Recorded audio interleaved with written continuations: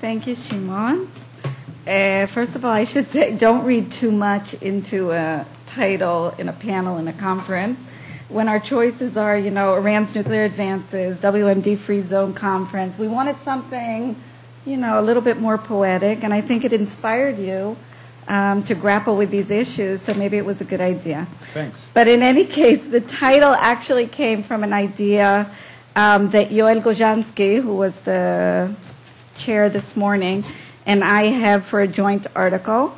We haven't actually started to work on it yet, but I want to discuss some of the ideas that I've been contemplating in this regard. And I think there's an important question. Shimon actually already raised it, and it's the obvious question, important question that needs to be dealt with in the wake of proliferation challenges of the past 10 to 20 years, but especially in wake of the failure of intensive international efforts over the past decade to deal with the nuclear ambitions of Iran and North Korea, and to get them basically to back down from the military route in the nuclear realm. And the question, not surprisingly, is what is the future of nuclear nonproliferation? What role will the NPT and the IAEA continue to play? What will be the mandate of strong states that step in to negotiate? How will determined proliferators down the road be convinced or coerced to back down from their military ambitions?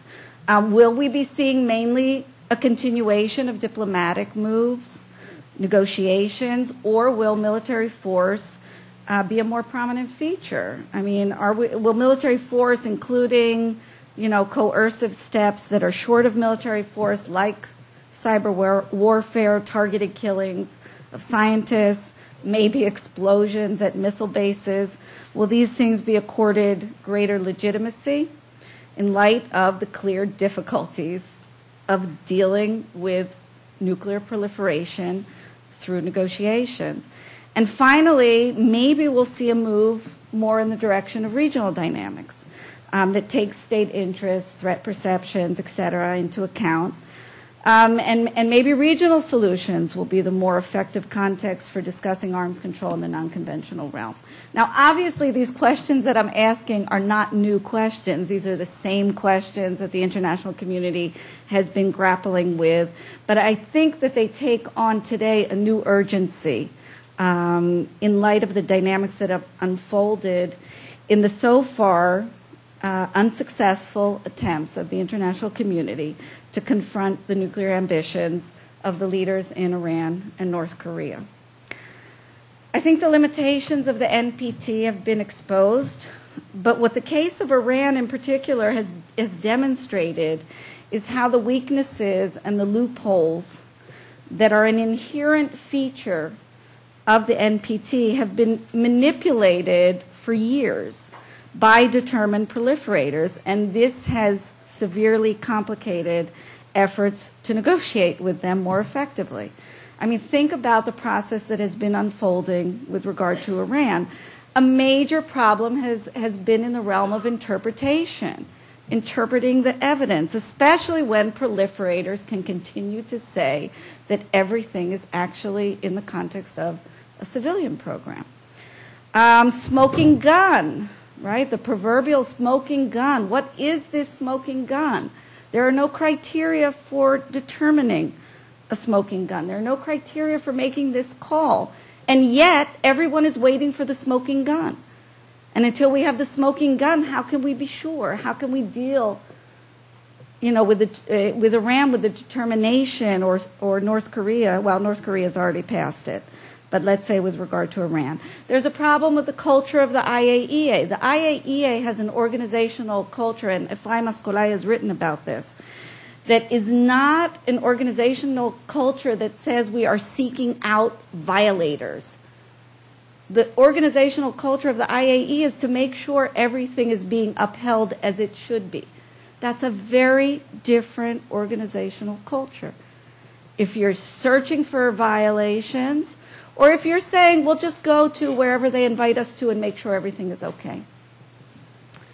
And these have been problems, and they have caused profound and prolonged delays in confronting Iran.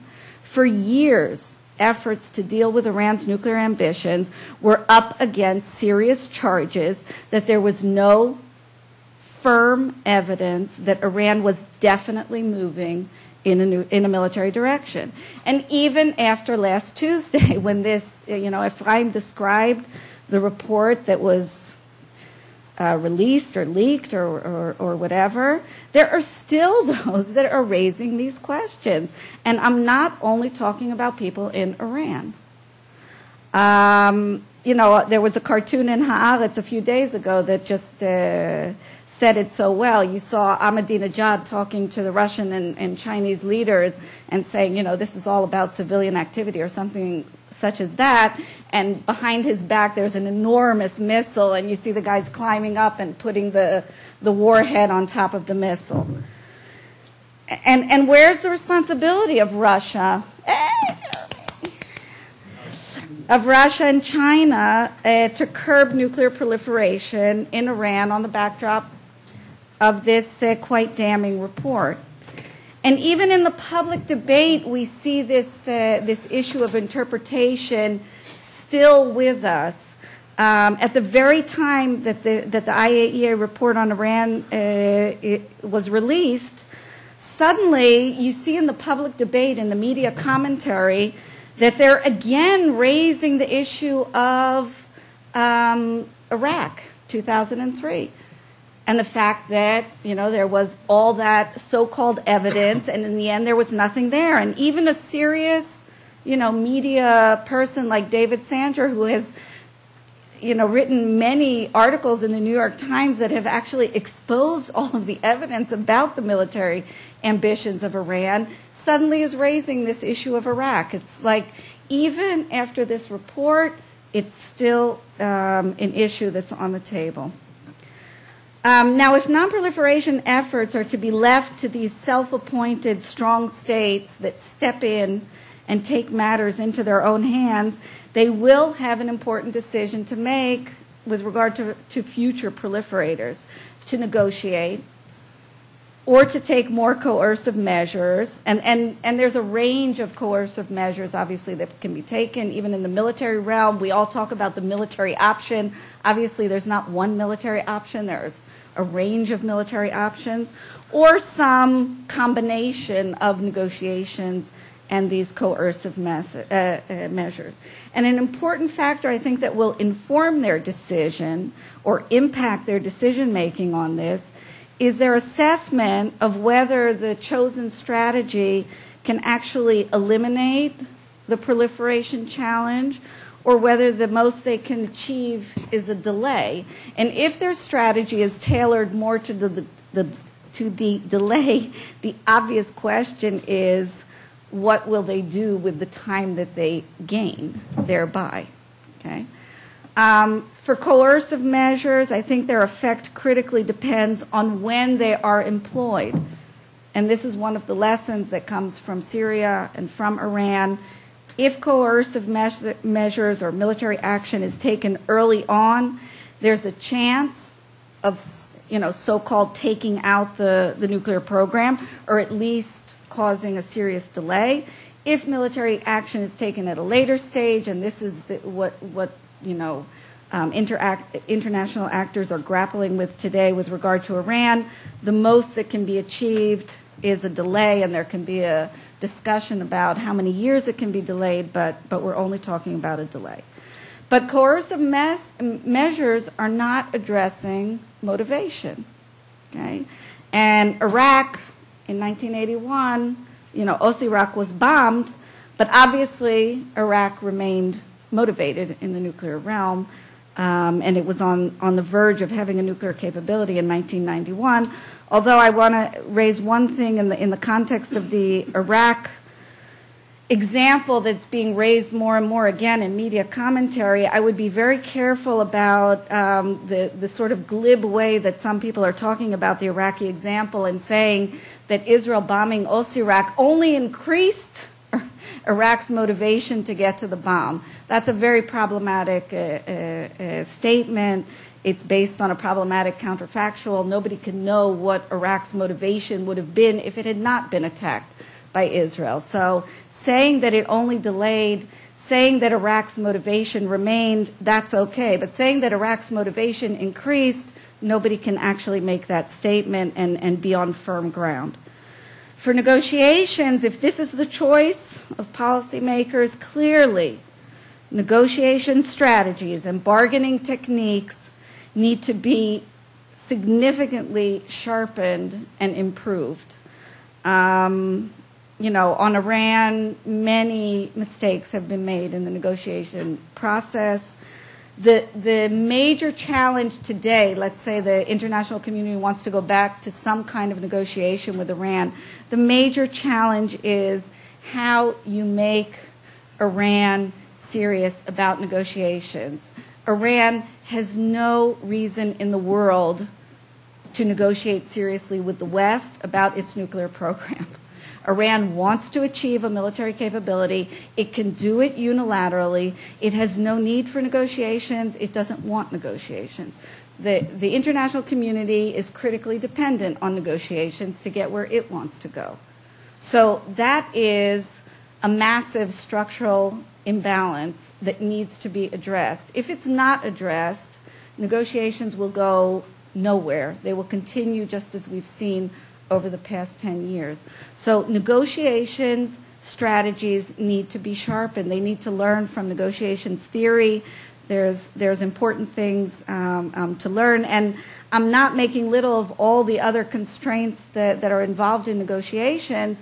But first of all, you need to be serious about the challenge that you're up against. And just talking about, we need diplomacy, we need engagement, we need confidence building, that's not going to work in getting Iran to back down from its nuclear program, because Iran really wants to attain a military capability, and it can do it on its own.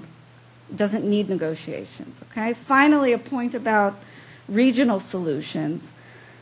These must be tailored very carefully, and we heard some ideas in the previous panel, of course, mainly constraints, I would say, and I don't want to rehash that discussion beyond saying that, to my mind, the only hope for this conference is if it adopts seriously an arms control logic that focuses on interstate relations and the need to work on improving them.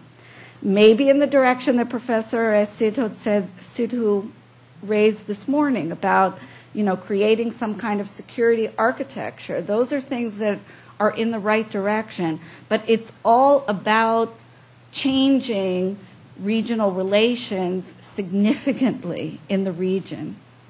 And only in a very, very changed regional atmosphere would there be any chance of moving towards anything that looks more like the things that people are talking about when they, those that really believe in WMD free zone. And the point that Carlo raised about revisionist states in the region needs to be taken very seriously. There are states that are not interested in security cooperation. We can't brush this aside. Tzvi Bar-El tried to convince us that if we think about things from the perspective of Iran, it's all about their own security concerns. They're worried about nuclear weapons here and nuclear weapons there. I think that's a problematic argument, because I think Iran is a revisionist state, the current regime in any case. And they do want to change the face of the Middle East. And that needs to be taken very seriously, because nuclear weapons will help them in that regard. They want them for that reason.